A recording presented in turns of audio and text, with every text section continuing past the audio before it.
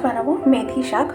মেথি শাক বানানোর জন্য আমি মেথি শাকটাকে ধুয়ে কেটে নিয়েছি একটু কুচি কুচি করে, আর এদিকে নিয়েছি রসুন থেতো করে নিয়েছি, সামান্য পেঁয়াজ কুচি করে নিয়েছি, আর দুটো চেরা কাঁচা লঙ্কা নিয়েছি, আর নিয়েছি কয়েকটা বেগুন।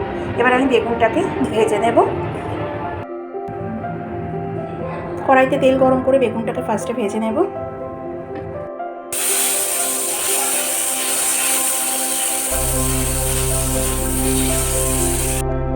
বেগুনগুলো ভাজা হয়ে গেছে, এবার আমি এটা তুলে নেবো একটা পাত্রে।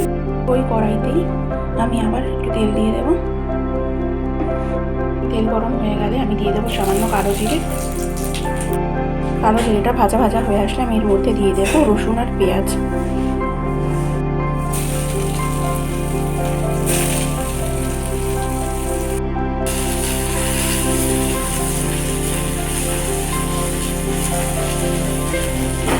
এর মধ্যে আমি চেরা কাঁচা লঙ্কাটাও অ্যাড করে দেব, দিয়ে তাকে একটু ভাজা ভাজা করে নেব।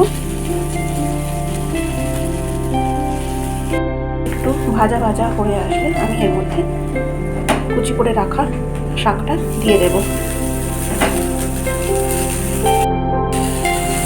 এবার এটাকে ভালো করে নেড়ে নেব। ভালো করে পেঁয়াজ আর রসুনটাকে শাকের সাথে মিশিয়ে নেব।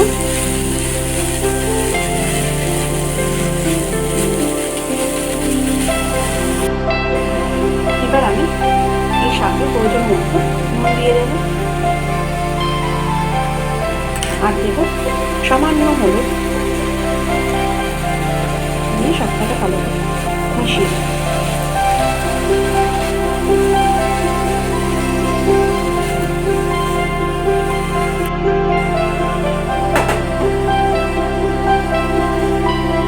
এবার আমি এর মধ্যে ভেজে রাখা বেগুনটা দিয়ে দেব। ভাজার সময় সামান্য আমি নুন দিয়ে দিয়েছিলাম তেলের মধ্যে, তো বেগুনের মধ্যে অলরেডি নুনটা আছে।